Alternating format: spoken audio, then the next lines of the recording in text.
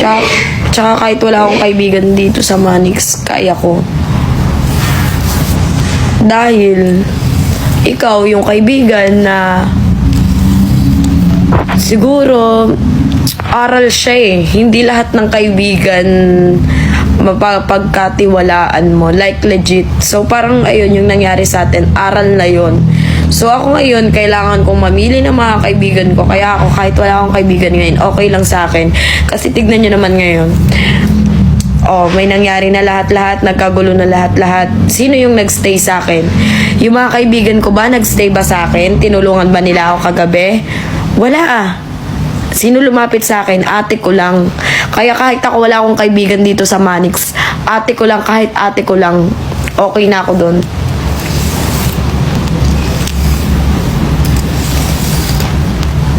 Okay na ako, kahit si D lang, kahit ate ko lang. Sila mami bilang, sila sir lang. Mami bilang kasama ko. Lagi naman ako kasama nila mami B. Sila mami bilang, sila ate Sho lang. Sila mami Jones. Sila mami Chona.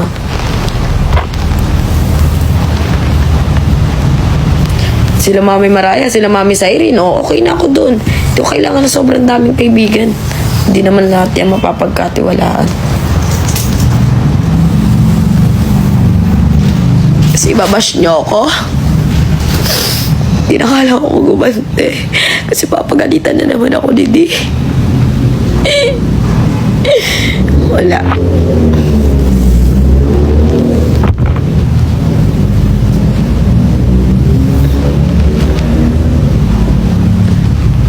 Haba ng hair ko. Pabiktim kayo, mga pabiktim. Tay, binoto kita. Inibik kita. Tapos pinakita mo ganun yung ugali mo. Pwede mo akong gantihan. Pwede mo rin akong i-evict. Yung points mo, bigay mo sa akin. Binigay ko sa'yo yung points ko. Anong mali doon? Diyos ko, te. Wala pang explanation. Bigla-biglaan ka. Kayo namang mga fans kayo, sumugod kayo sa Manix TV para mapanood ninyo kung ano yung nangyari sa mga eksena. Hindi yung bash kayo ng bash dyan.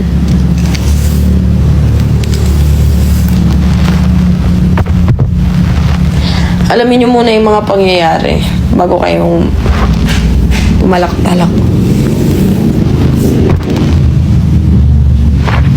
Tanggalin ko kaya bangs ko.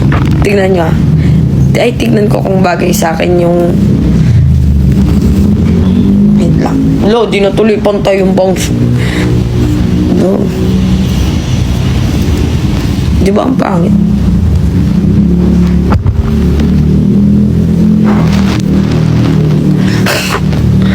Oo, huwag nyo tignan yung bangs ko eh. Pal kayo.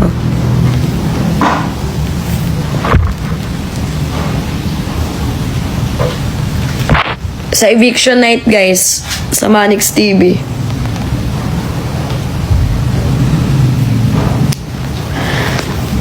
Di raw totoo yung sampal. Hindi ako dadalhin sa ospital Nagdugo na nga yung ilong, hindi pa totoo yung sampal. Nawala na nga ng malay, nahihilong-hilo na nga, hindi totoo yung sampal. Pag niyo kunin charger dyan. Anong hindi totoo doon? Kaya di nyo nakita yung dugo doon sa may camera kasi nga, hindi naman siya kasi sobrang daming dugo na tumulo agad. Alam niyo yung parang sugat na unti-unti siyang nagdudugo. Tsaka nasa loob kasi siya ng ilong ko, kaya ano, doon siya nagdugo.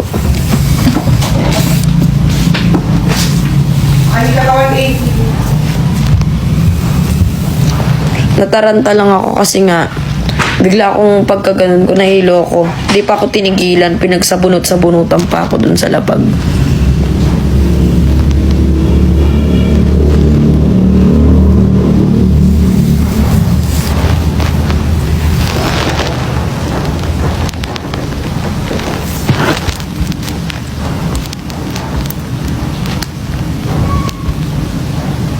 Pero ako guys, wala akong problema kay Kelvin.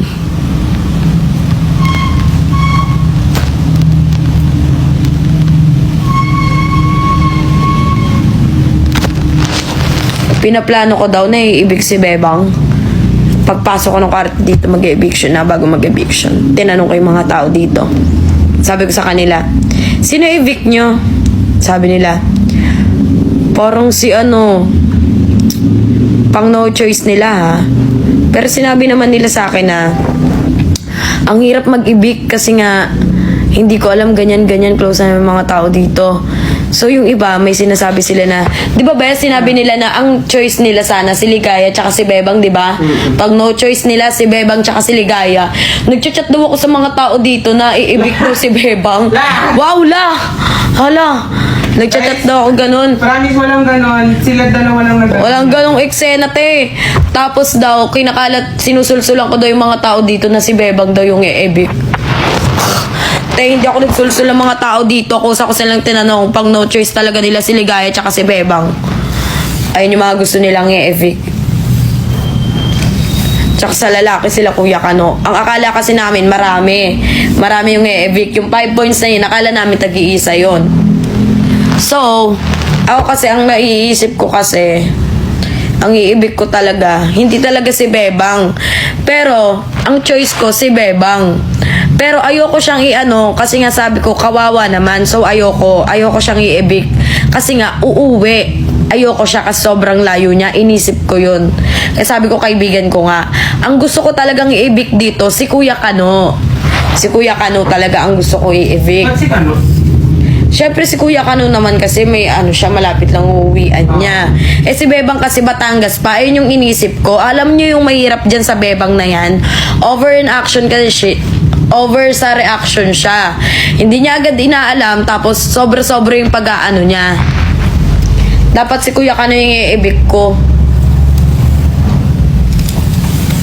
Eh pinili naman kasi ni si Kelvin. Ba't si Kelvin ang pinili niya? Pasok eh. Iba na lang. Hindi.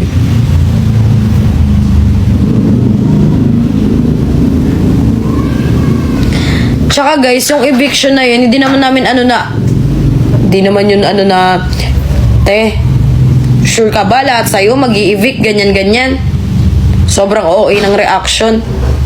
O yung eviction nyo na, yung 5 points nyo, pwede nyong ibigay sa amin. Hindi nyo pwede, kailangan musical. Ganun lang may utak ka lang Pwede nyo ibigay yung 5 points nyo sa amin. Gantihan lang, bakit? Ganun yun. Tsaka guys, pwede siyang i-save nila nila sa Irene. Yes, mami niya si Mami Sai, di ba? Kasi may mga 1 point na pang. Inagaw niya sa akin si Mami Sai. Pwede siya ni Mami Sai, kahit wag na ako, okay lang. Magpaano siya dun. Eh sa akin kasi, alangan namang i-ibig ko si Nika. Alang ibig ko si Shulin. Alangan si Neneng G. Alangan si Ligaya. Alangan si Lian.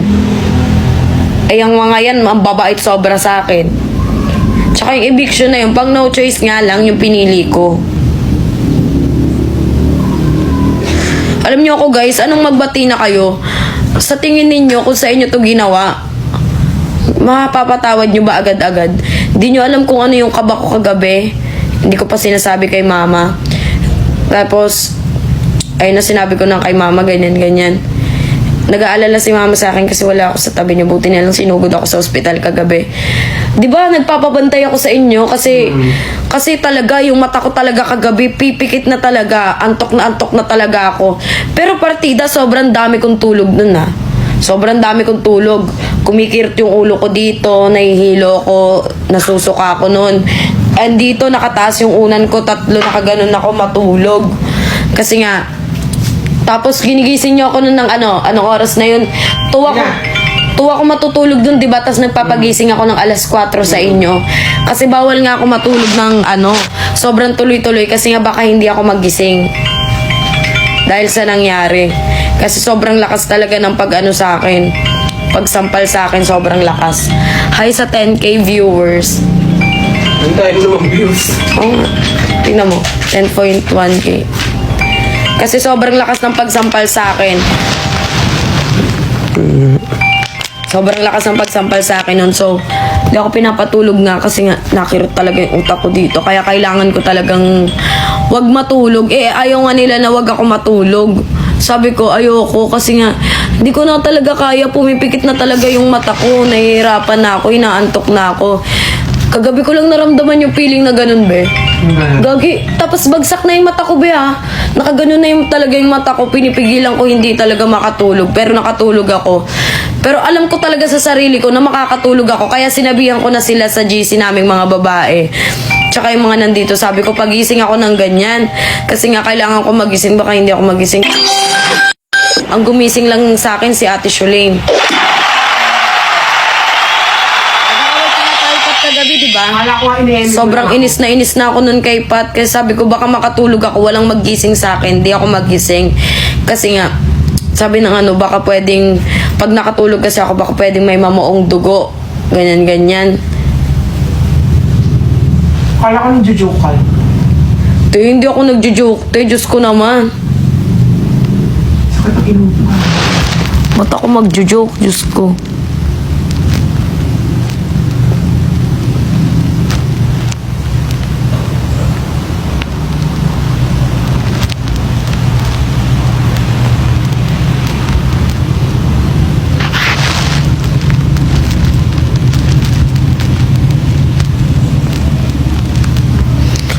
Like, this is Tagalog.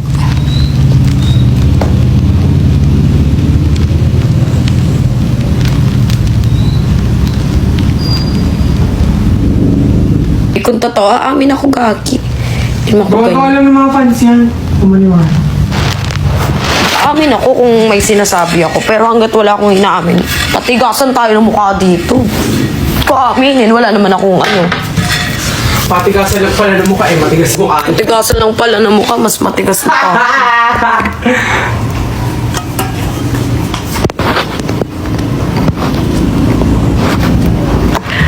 Like a child. Yeah. Inggitan daw. Ano kakaingitan ko sa kanya? Wala akong dapat kaingitan sa kanya. No? Wala akong dapat kaingitan sa kanya. Like legit.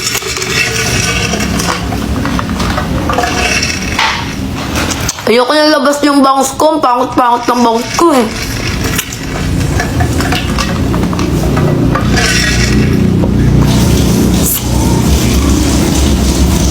Hindi ako sinaruhan. Inano ako ng temperature dito. Tapos tinanong ano mga nangyari sa akin. Ganyan-ganyan. Ang tagal pa nga namin doon. Haba kasi ng pila. Daling araw na kasi.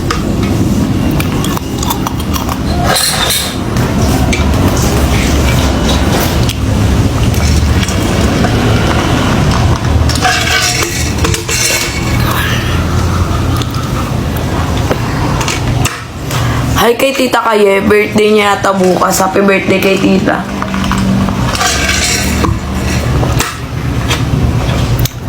Tsaka wag niyo din nadamay si Di sa mga ganyan ninyo, ha? Di naman siya yung may kasalanan, umaawat lang naman siya eh. Eto si Kelvin, inaawat ako ni Kosoke ha, inaawat ako ni Kosoke. Bakit niya pipigilan si Kosoke na awatin? So anong gusto nilang mangyari? Gusto talaga nila ng gulo. Ayun na lang. Sa madaling salita, gusto talaga ng gulo nila. Kasi nga, kinaawat kami ni Kosoke. Tapos itong Kelvin na to, pigil ng pigil. So anong gusto nilang mangyari? Gulo talaga. Like legit. Nakakainis. Tapos sisisihin ninyo, nabagsak daw sa lapag. Nandun ka ba, Pat? Nandun ka? Hindi, yung di kagabi, nag-away-away? Di ba hindi naman nasuntok yun ni Kosoke? Natuhod daw. Natuhudan lang siya. Natuhudan. Kasi nga, tinulak niya ng malakas si Kosoke. Bumagsak si Kosoke, simugod si Kelvin. So, yung kamay kasi ni Kosoke, wala na siyang pampersa. Natuhuran. Pagtayo. Tatayo kasi si Kosoke. Ano nangyari? Kanina yung natuhudan. Nakita ko kahit si Kelvin natuhudan. Natuhudan si Kelvin. Kasi ang daming lalaking umawat. Pagod sila Kenshin lahat. Galit na galit niya sila kuya kagabi. Buti na pinainom ako ni Mama Amanda kagabi ng gamot.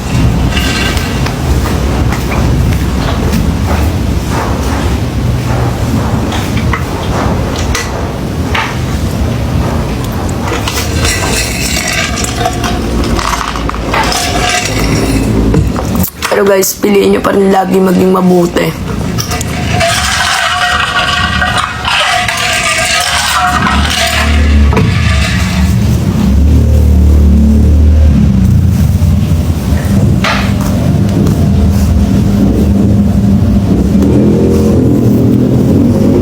Ako, kawawa lang ako kagabi pero pag gumanti ako, wag niya hintayin gumanti ako. Pasalamat siya, nagtitimpi ako sa kanya. Hinayaan ko lang yung gali niya, karma na lang bahala. Tsaka ayokong nagagalit sa akin si D. Magagalit yun sa akin pag makikipag-away ako.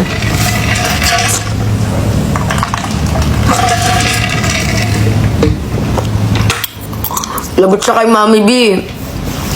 Di pa to. Alam na ba to ni Mami B? Pero Tapos parang ako sponge lang. Yung makeup, sponge lang. Wala akong sigawan. Bakit? Magme-makeup ka? Parang gusto ko mag-Latina. Oo, bis. Kasi, Like legit, gusto mo? oo, mag-Latina ka, bis.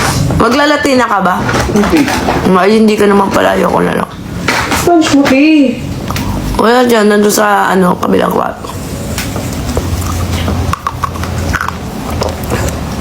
Guys, sumugod na kayo sa YT ni Sir sa Manix TV. Doon yung mga mapapanood yung full video. Okay na ako. Kagabi, hindi talaga okay. Hanggang madaling araw talaga. Pero ngayon naman, parang lang, mabigat lang yung dito ko na part. Mabigat lang ng pakiramdam ko kasi dyan talaga yung natamaan. Si Ella Dax andito tulog. Ang kulit kasi niyan eh.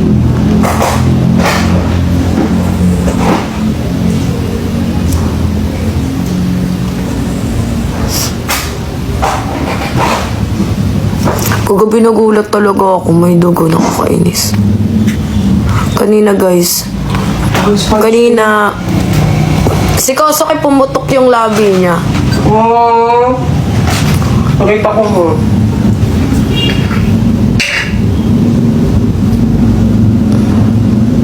Nabigla lang din yung si Kosoke.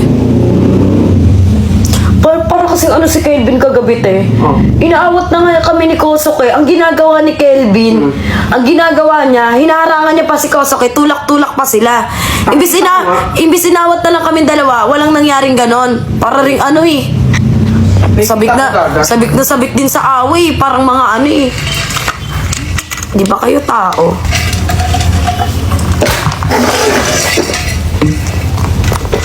Kami kasi ngayon ni Kosoke, gusto lang namin kalmado at banayag. Ayaw namin ng away-away. Legit lang. Pagalitan ako ni Kosoke pag nakipag-away ako.